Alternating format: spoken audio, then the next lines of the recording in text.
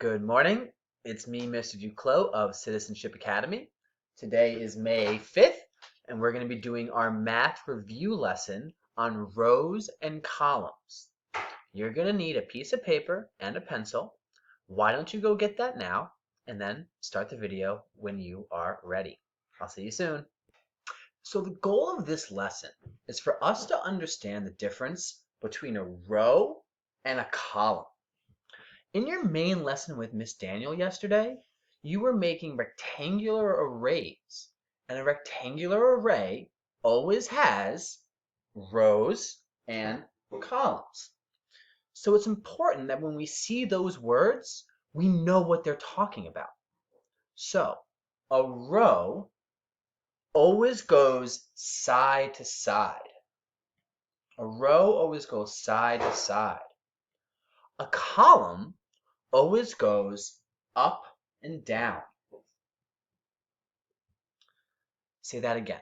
A row always goes across from one side to the other side, from left to right, or from right to left. A column always goes up and down. So when you see in writing that something has a certain number of rows, you're going to know that rows go this way. And if you see something that says it's a column, you're going to know that columns go this way, up and down. So we're going to practice with two problems, and then you're going to take a short quiz. Our first problem is that we're going to draw 3 rows of 4. 3 rows of 4. So first thing we need to remember is, does a row go across or does a row go up and down? Well, a row goes across. And so we have 3 rows, and there's 4 in each row. So 1, 2, 3, 4. 1, 2, 3, 4. 1, 2, 3, 4. So now as you can see, we have row 1,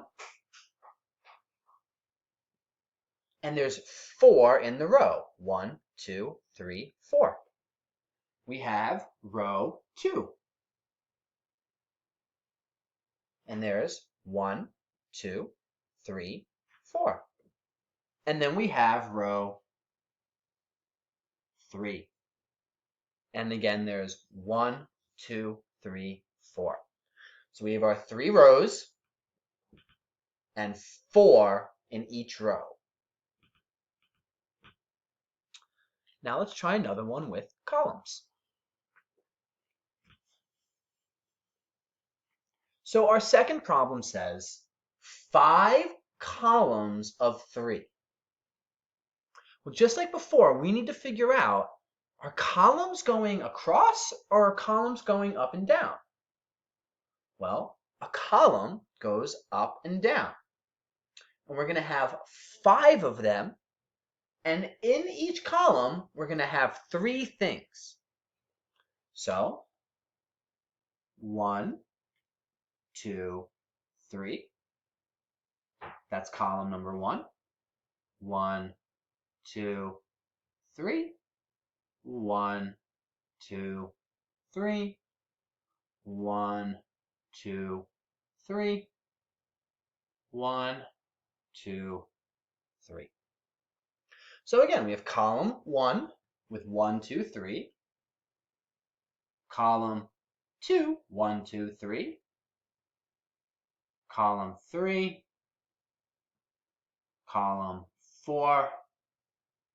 And column 5.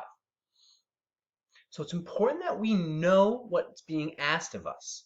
We know that if we're being asked to draw rows or columns, what we're supposed to do. But there's one other thing I want you to notice. So I'm going to quickly erase this, and I'm going to redraw it a little neater.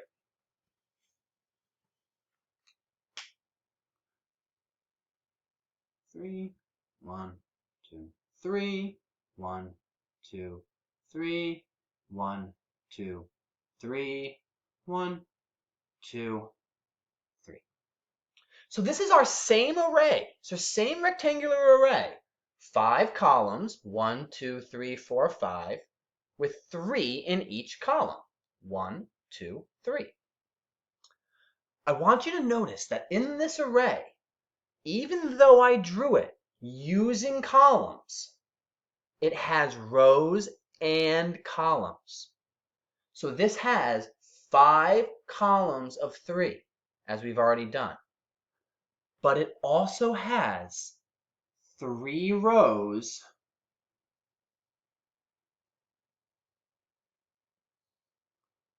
with 5 in each row. 1, 2, 3, 4, 5. So sometimes they're going to tell you to draw things using rows, and sometimes they're going to tell you to draw arrays using columns. But whichever way they ask, in your array, there are both rows and columns. We just use the words to help us know what we're doing. Okay, that's the end of our lesson. You're going to now go take the short quiz, and when you're done, make sure that you're doing your 30 minutes of iReady.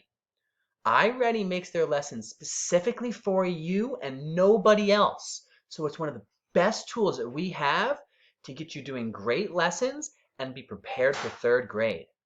Have a great rest of your day, and I will see you on Thursday. Goodbye.